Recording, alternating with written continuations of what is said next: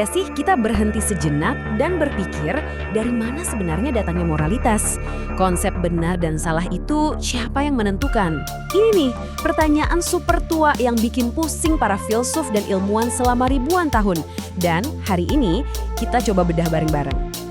Jadi intinya begini nih, apakah konsep baik dan buruk itu sesuatu yang mutlak? Kayak hukum gravitasi gitu, yang berlaku di mana saja, kapan saja? Atau jangan-jangan semua itu cuma aturan main yang kita ciptakan sendiri ya, biar kehidupan sosial kita nggak berantakan? Menarik kan? Yuk kita dalami. Nah, secara klasik, perdebatan ini tuh kayak pertandingan dua kubu besar. Kubu pertama kita sebut aja realisme moral. Mereka ini percaya kalau benar dan salah itu ya objektif, ada aturannya dari sananya. Kubu kedua ini relativisme moral. Mereka bilang, tunggu dulu, moralitas itu ciptaan manusia. Beda budaya, beda zaman, ya beda lagi aturannya. Nah, ini nih medan pertempuran klasik para filsuf. Tapi hari ini, kita bakal coba lihat dari sudut pandang yang sedikit berbeda. Oke, kita masuk bagian pertama. Dan judulnya aja udah provokatif ya. Ketika moralitas berbohong. Maksudnya apa nih?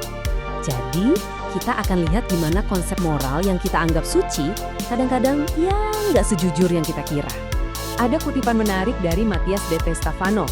Dia bilang, frekuensi tidak berbohong, tetapi moralitas berbohong sepanjang waktu. Wah, dalam banget ya. Ini jadi pemicu kita nih.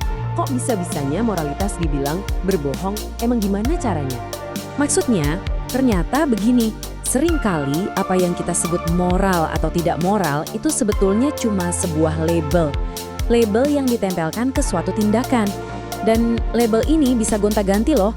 Tergantung siapa yang lagi berkuasa, apa kepentingan politiknya, gimana budayanya, atau bahkan agama apa yang dominan pada saat itu.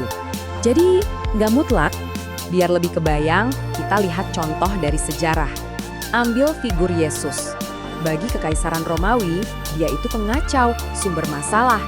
Buat para petinggi agama Yahudi waktu itu, wah dia dianggap penista agama. Tapi buat para pengikutnya, dia adalah juru selamat. Orangnya sama, tindakannya sama, tapi lihat kan, label moral yang ditempelkan beda banget, tergantung siapa yang lihat. Nah, kalau moralitas yang kita kenal ternyata sangat relatif, terus ada nggak sih prinsip yang lebih mendasar, yang lebih universal? Oke, di bagian kedua ini kita akan kenalan sama sebuah konsep baru, sebuah kerangka berpikir yang didasarkan pada hukum resonansi. Selama ini kan, kita selalu diajarkan untuk bertanya kayak gini. Pertanyaannya selalu, apakah ini benar atau salah? Baik atau buruk? Selalu hitam putih kan? Nah sekarang coba deh kita ganti pertanyaannya. Bukan lagi soal benar atau salah, tapi apakah tindakan ini menciptakan harmoni atau malah bikin kekacauan? Ini kelihatannya simple, tapi pergeseran cara pandang ini dampaknya besar banget.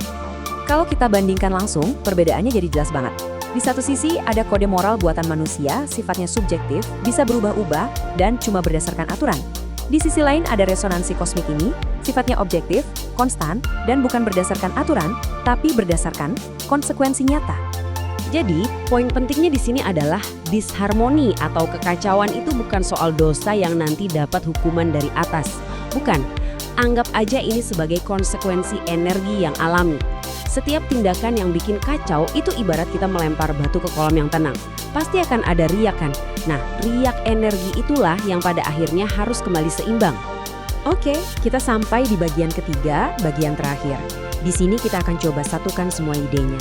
Gimana caranya kita bisa pakai pemahaman baru ini dalam kehidupan sehari-hari? Anggap saja ini seperti menukar peta dengan sebuah kompas. Penting nih untuk dicatat. Kita sama sekali nggak bilang moralitas itu nggak berguna ya. Justru sebaliknya, moralitas itu adalah alat kita, alat yang sangat praktis untuk menavigasi dua kekuatan besar di alam semesta, keteraturan dan kekacauan. Jadi fungsinya kita upgrade, bukan lagi peta yang kaku, tapi kompas yang dinamis. Ternyata filsafat kuno Hindu punya model yang keren banget buat ngejelasin ini, namanya Triguna. Bayangin aja ini sebagai proses 3 langkah. Kita mulai dari tamas, ini kondisi awal yang kacau atau diam. Lalu kita butuh rajas, yaitu energi untuk bertindak, untuk bikin perubahan. Dan tujuannya apa? Tujuannya adalah sattva, yaitu kondisi harmoni dan keseimbangan yang kita cari. Keren kan? Oke, ini kan filosofi kuno. Pertanyaannya sekarang, apa hubungannya sama dunia kita yang super modern dan canggih ini? Gimana caranya konsep ini nyambung sama AI, blockchain, dan semua hiruk-pikuk zaman sekarang? Jelas nyambung banget. Kita bisa lihat contohnya di mana-mana. Disharmoni zaman sekarang, coba lihat sistem-sistem yang terpusat, yang seringkali malah bikin ketidakseimbangan global. Tapi potensi harmoninya juga ada di teknologi-teknologi baru seperti AI atau blockchain. Kalau kita rancang dengan benar, teknologi ini bisa banget loh mendorong transparansi dan menciptakan solusi yang sama-sama menguntungkan buat semua. Jadi, kalau kita tarik benang merahnya, kesimpulannya begini. Aturan-aturan moral kita itu memang buatan manusia, ya relatif lah. Tapi, tujuan dibalik semua aturan itu, yaitu untuk menciptakan harmoni dan mengurangi kekacauan, nah, tujuan itulah yang ternyata merupakan sebuah prinsip yang universal.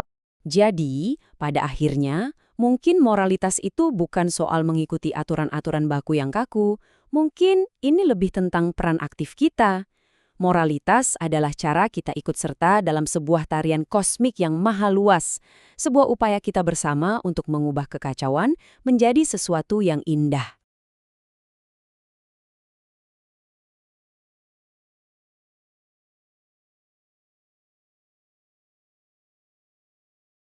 Anda coba bayangkan ini, Anda melepaskan sebuah apel dari tangan Anda. Pasti jatuh ke bawah kan? Bener, setiap saat tanpa terkecuali. Ilmuwan tuh bisa menghitung kecepatannya, memprediksi kapan apel itu menyentuh tanah, dan kita semua di seluruh dunia sepakat akan hal itu. Ya, itu kepastian yang menenangkan dari hukum alam, fisika dasar. Hitam dan putih gitu loh, apel jatuh selesai. Tapi coba Anda langkahkan kaki keluar dari ranah fisika ini dan masuk ke dalam konsep tentang benar dan salah. Ranah moralitas manusia ya. Persis, tiba-tiba gravitasi yang pasti itu kayak menguap begitu saja. Kita langsung berhadapan dengan sebuah realitas yang secara fundamental sangat membingungkan. Sangat membingungkan karena kita ini secara insting pengen banget memperlakukan moralitas itu kayak kita memperlakukan gravitasi. Pengennya ada rumus pastinya kan? Nah iya, kita menambahkan kepastian bahwa tindakan A itu pasti baik dan tindakan B itu pasti buruk. Seolah itu hukum alam semesta.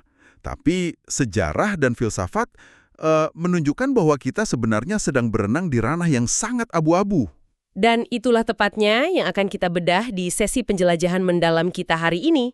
Kita sudah melihat tumpukan literatur yang, luar biasa tebal untuk Anda.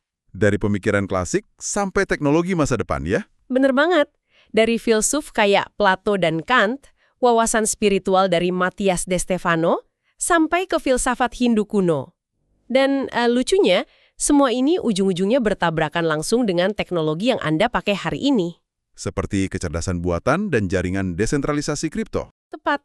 Ada satu kutipan dari Matthias de Stefano di catatan kita yang menurut saya langsung jadi inti dari seluruh teka-teki ini. Dia bilang begini, frekuensi tidak pernah berbohong, tetapi moralitas berbohong sepanjang waktu. Moralitas berbohong sepanjang waktu itu deklarasi yang lumayan menantang semua hal yang diajarkan ke kita sejak kecil. Lumayan menantang, itu rasanya kayak menampar buku PPKN kita kan? Benar. Tapi untuk memahami kenapa Matthias bilang gitu, kita harus lihat dulu gimana ilusi objektivitas ini sebenarnya dibangun. Selama berabad-abad, peradaban kita ini kan dibangun di atas apa yang disebut filsuf sebagai realisme moral. Realisme moral? Maksudnya aturan yang dari sananya udah mutlak gitu? Tepat sekali. Ini gagasan bahwa nilai-nilai moral itu ada di alam semesta secara independen, terlepas dari apa yang manusia pikirkan. Pengumuman kosmik di luar angkasa yang nulis daftar aturan gitu. Iya, analogi yang bagus. Plato, misalnya, dia percaya pada konsep bentuk. Baginya, kebaikan itu adalah sebuah entitas objektif yang beneran nyata di dimensi lain. Dan hal-hal baik di dunia kita ini? Cuma bayangan dari kebaikan absolut tersebut. Terus, berabad-abad kemudian kita melihat Immanuel Kant. Dia mencoba melepaskan moralitas dari doktrin agama murni dan meletakkannya di pundak akal budi manusia. Oh, saya ingat ini, imperatif kategoris kan? Betul. Singkatnya, Kant berargumen bahwa Anda cuma boleh melakukan sesuatu kalau Anda rela tindakan itu menjadi hukum universal bagi semua orang. Jadi kalau semua orang berbohong, kepercayaan hancur, masyarakat runtuh. Makanya, menurut akal murni Kant, berbohong itu secara objektif dan absolut salah, tanpa pengecualian. Kedengarannya sih masuk akal secara logika. Tapi sejarah manusia masuk ruangan dan bilang, tunggu dulu, prakteknya nggak sebersih teori di atas kertas. Bener banget. Karena di sisi lain spektrum, kita berhadapan dengan anti-realisme moral. Ada pemikir seperti J.L. Mackie pada abad ke-20 yang datang dengan teori kesalahan. Teori kesalahan, berarti dia menganggap kita semua salah paham. Kurang lebih gitu. Mackie berargumen bahwa sebenarnya nggak ada yang namanya fakta moral objektif di alam semesta ini. Nggak ada itu. Terus dari mana datangnya konsep baik dan buruk yang kita yakini? Menurutnya, pas kita melihat sesuatu yang kejam, kita itu secara biologis dan psikologis merasakan emosi jijik atau marah. Lalu, otak kita memproyeksikan emosi internal itu keluar dan melabelinya sebagai kebenaran universal. Wow, jadi kita mengklaim tindakan itu salah secara objektif, padahal kita cuma lagi mengacaukan respons emosional internal kita dengan hukum fisika. Persis. Itulah kenapa Mackie bilang kita membuat kesalahan sistematis. Kalau gitu, moralitas konvensional ini pada dasarnya mirip banget sama syarat dan ketentuan atau terms and conditions pas Anda nginstal aplikasi di ponsel dong. Gimana tuh maksudnya? Ya kan itu cuma kesepakatan buatan manusia. Teksnya panjang banget, penuh aturan. Terus kita semua terpaksa klik setuju tanpa benar-benar membacanya, murni supaya kita diterima masuk ke dalam sistem masyarakat dan nggak dikucilkan. Wah, itu cara yang sangat akurat buat memvisualisasikannya. Dan bagian paling mengerikannya, isi syarat dan ketentuan ini bisa diubah kapan saja secara sepihak oleh siapapun yang lagi pegang kekuasaan. Benar, moralitas konvensional itu seringkali cuma seperangkat label politik atau budaya yang dikunci pada waktu tertentu. Padahal alam semesta ini kan terus bergerak. Sumber kita ngasih satu contoh historis yang sangat ekstrim buat ngebuktiin gimana label ini berubah. Coba Anda tarik waktu ke 2000 tahun yang lalu, melihat sosok Yesus. Ya, tokoh yang sangat fundamental.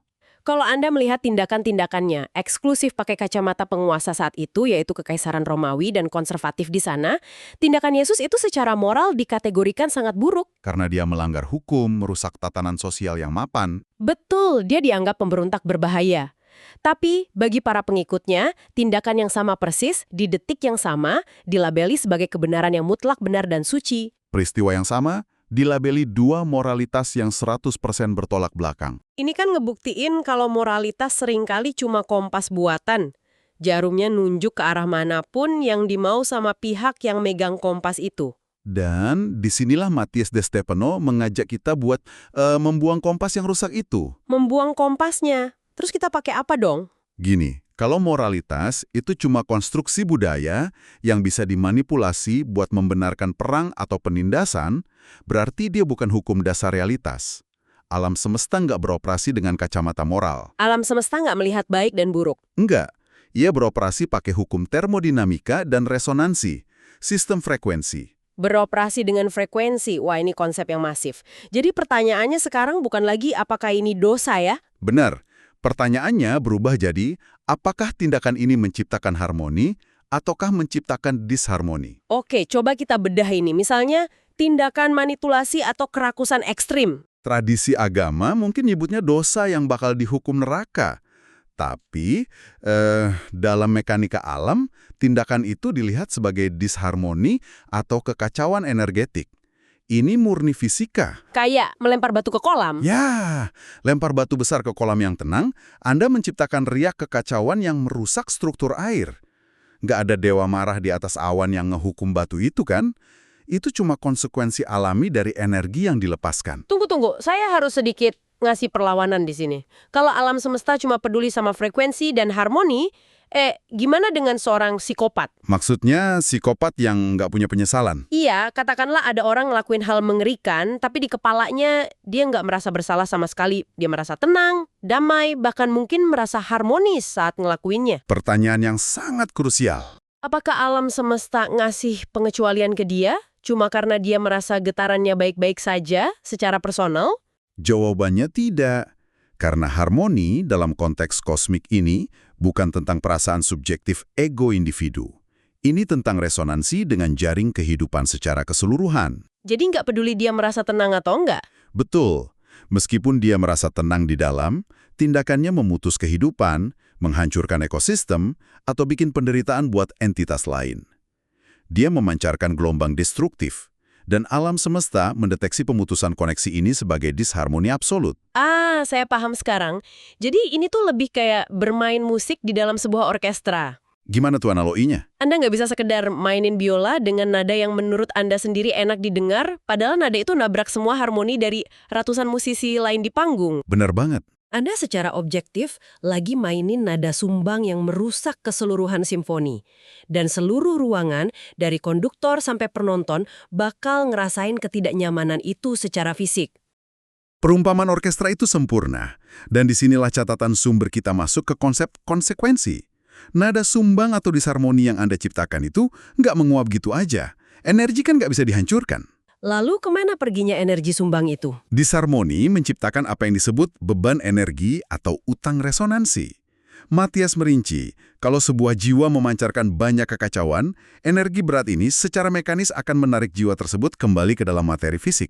Maksudnya buat reinkarnasi? Ya, tapi perhatikan pergeseran paradigmanya di sini. Reinkarnasi di sini bukan dilihat sebagai penjara moral, bukan hukuman karena Anda dapat nilai merah di kehidupan sebelumnya. Terus apa dong? Itu murni mekanisme penyeimbangan otomatis alam semesta. Kayak persamaan matematika rumit di papan tulis. Dia menuntut untuk diselesaikan supaya sisi kiri dan kanan seimbang. Oh, jadi jiwa ditarik balik semata-mata buat mengkalibrasi ulang frekuensinya? Tepat. Ini adalah pragmatisme kosmik dalam bentuknya yang paling murni. Pragmatisme kosmik. Saya suka banget istilah itu. Nah, kalau gitu mari kita bawa konsep ini ke ranah manusia.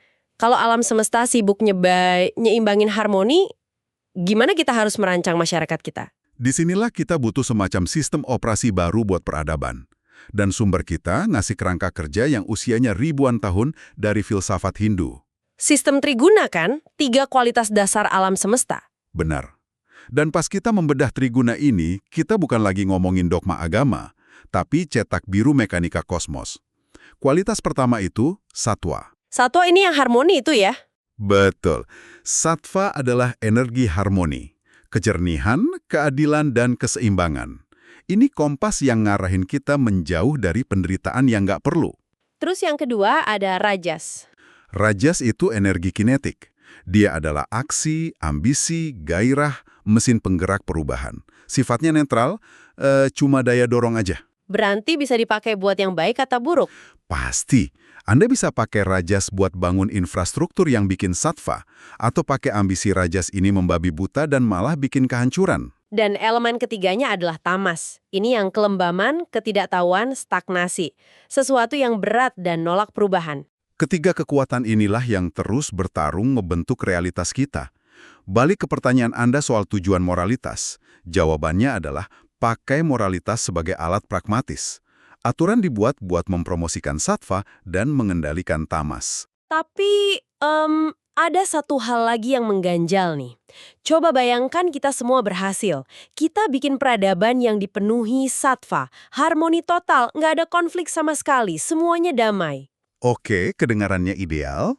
Tapi, bukankah keteraturan yang terlalu sempurna, dunia tanpa gesekan sedikit pun lama-lama bakal jadi super membosankan? Maksudnya, tanpa tantangan, bukankah kita akan mandek dan mati pelan-pelan? Anda baru aja menyentuh salah satu paradoks paling cemerlang dalam diskusi ini, dan sumber kita menjawabnya dengan sangat jelas. Alam semesta memang sengaja membutuhkan percikan kekacauan. Jadi butuh asimetri. Kekacauan tidak sepenuhnya jahat. Sama sekali enggak. Kalau sebuah sistem mencapai keteraturan absolut tanpa ada ruang buat berkembang, sattva yang sempurna itu justru bakal mengeras. Mengeras dan berubah jadi tamas. Tepat. Jadi stagnasi dan kebosanan absolut. Inilah kenapa moralitas nggak boleh dipahat di atas batu selamanya. Ah, masuk akal. Kalau aturan zaman dulu mulai bikin inovasi mati atau malah melahirkan penindasan, sistemnya butuh diguncang. Harus ada dosis kekacauan. Aturan dibongkar dan ditulis ulang. Moralitas sejati itu harusnya berupa cairan yang dinamis, bukan dogma kaku. Luar biasa. Moralitas yang baik adalah sistem yang siap nge-update dirinya sendiri. Nah, sekarang saya pengen kita menarik semua konsep kosmik yang melayang tinggi ini, menembus atmosfer dan mendaratkannya tepat di pangkuan realitas Anda hari ini. Mari kita terjemahkan ke dunia modern. Kenapa Anda yang lagi dengerin ini di era layar sentuh dan internet harus peduli sama Triguna dan pembaruan moralitas? Jawabannya karena kita lagi nyaksiin benturan epik dari 3 kekuatan ini di teknologi kita sekarang. Betul. Coba kita pakai kacamata kosmik ini buat ngelihat sistem global saat ini. Perbankan tradisional, raksasa media sosial, rantai pasokan korporat. Kebanyakan dikuasai segelintir elit terpusat kan? Iya. Dan mereka pakai ambisi eksploitatif yaitu rajaset semata-mata cuma buat mempertahankan monopoli mereka. Yang mana itu adalah bentuk nyata dari tamas, stagnasi, Hasilnya. ketimpangan ekstrim, kerusakan lingkungan. Kalau pakai bahasa alam semesta, ini disharmoni tingkat tinggi. Sebuah nada sumbang skala global. Dan disinilah revolusi desentralisasi masuk. Kalau dipikir-pikir, jaringan blockchain, sistem kripto, itu bukan sekedar mainan para geek komputer. Lebih dari itu. Ini sebenarnya upaya algoritmik dari ekosistem kita buat ngebalikin keseimbangan frekuensi. Sangat akurat. Karena apa yang dilakuin sistem terdesentralisasi, dia menghapus pihak penengah yang tersentralisasi itu. Bayangkan aja smart contract di jaringan blockchain. Kalau ada politisi korup mau ngalihin dana publik ke rekeningnya, sistem nggak butuh moralitas auditor manusia buat mencegahnya. Karena auditor manusianya bisa disuap. Benar, kode matematikanya secara otomatis nolak transaksi itu karena melanggar konsensus yang udah disetujui. Nggak ada ruang buat manipulasi. Ini berarti kita memaksa terciptanya harmoni, memaksa transparansi, dan menciptakan keadilan secara kriptografis. Teknologi ini bisa dibilang inkarnasi digital dari sattva. Makanya elit terpusat yang tadinya nyaman di zona tamas mereka jadi kepanasan dan dipaksa tunduk sama algoritma harmoni. Tapi jangan buru-buru lega dulu. Catatan kita juga ngebunyiin alarm peringatan yang keras banget soal ini. Soal apa tuh? Blockchain emang alat kalibrasi yang bagus, tapi ada satu kekuatan raksasa yang lagi lari kencang ke arah kita. Ujian akhir peradaban. Artificial General Intelligence, AGI. Ditambah dengan komputasi kuantum. Bayangkan mesin yang nggak cuma mikir jauh lebih cepat dari kita, tapi dengan kuantum, dia bisa memprediksi setiap perilaku, setiap kelemahan emosi Anda. Ngeri juga ya? Kalau sistem ini dibangun dengan arsitektur tertutup dan dimonopoli korporasi, tujuannya pasti cuma satu. Memprediksi Anda supaya Anda terus beli produk mereka dan nggak pernah lepas dari layar. Sistem kontrol total. Evolusi manusia dibekukan. Kemenangan absolut dari tamas, kematian melalui stagnasi. Sebuah penjara frekuensi rendah. Tapi sebaliknya, kalau AGI ini dikembangkan open source, terdesentralisasi dan diprogram pakai prinsip sattva kosmik, Nah, kalau itu yang terjadi, dia punya kapasitas buat mendistribusikan sumber daya planet secara adil dalam hitungan detik. Dia bisa memecahin krisis iklim. AGI bisa jadi mesin pendorong harmoni terbesar di alam semesta kita. gila. Makanya diskusi filosofis ini bukan sekedar senam otak buat orang kurang kerjaan. Kita benar-benar lagi ada di titik persimpangan waktu. Kita ditugaskan menerjemahkan keadilan kosmik kuno ke dalam barisan kode Python dan algoritma. Wah, ini bikin merinding sih. Oke, mari kita melangkah mundur dikit dan merangkum obrolan mendalam kita hari ini untuk Anda. Kalau Anda ingat lagi misteri awal tadi, moralitas manusia itu bukanlah hukum fisika yang kaku kayak apel jatuh. Dan bukan juga aturan yang ditulis entitas penghukum di awan. Tapi ia juga bukan fiksi nggak bermakna yang bisa kita buang gitu aja. Iya, itu instrumen. Sebuah antarmuka yang kita bangun buat nerjemahin hukum resonansi alam semesta jadi sesuatu yang bisa diterapkan di masyarakat. Buat mengurangi penderitaan bersama. Alat pragmatis yang terus berevolusi. Bener. Dan ini membawa saya pada satu pemikiran provokatif terakhir buat Anda bawa pulang hari ini. Ide ini benar-benar tumbuh dari tabrakan filsafat dan masa depan mesin tadi. Gimana tuh? Kita tahu kalau model AI hari ini yang bakal jadi AGI besok, itu lagi dilatih pakai triliunan data teks dari internet. Sebuah perpustakaan raksasa yang isinya seluruh sejarah, debat, bias, dan aturan manusia. Seluruh jejak digital kesadaran kita. Nah, masalahnya, kalau moralitas manusia itu seperti kata Matias tadi, adalah kompas rusak yang berbohong sepanjang waktu. Kalau sejarah kita penuh prasangka yang nyamar jadi kebenaran mutlak. Berarti apa kita sekarang ini lagi mendidik dewa silikon masa depan pakai kebohongan-kebohongan historis kita sendiri? Apakah AGI ini nantinya cuma bakal mengunci kerusakan syarat dan ketentuan peradaban kita buat selamanya? Itu pertanyaan yang bikin merinding jujur aja. Atau apakah kita cukup sadar buat ngajarin mesin ini cara mengabaikan label kata-kata kita yang rapuh dan melatih mereka buat langsung ngenalin harmoni dan resonansi murni dari alam semesta? Mesin kan cuma bakal memantulkan getaran yang kita masukin ke data mereka. Persis. Jadi saat Anda melanjutkan hari Anda setelah dengerin ini, mungkin udah saatnya berhenti nanya apakah tindakan Anda dapat diterima secara sosial dan mulai ngecek ulang kompas frekuensi Anda. Karena frekuensi nggak pernah berbohong. Getaran apa yang sedang Anda pancarkan ke dalam jaring kehidupan hari ini? Pikirkan itu. Satu hal yang pasti, tarian kosmik alam semesta nggak pernah berhenti dan langkah selanjutnya selalu ada di tangan Anda.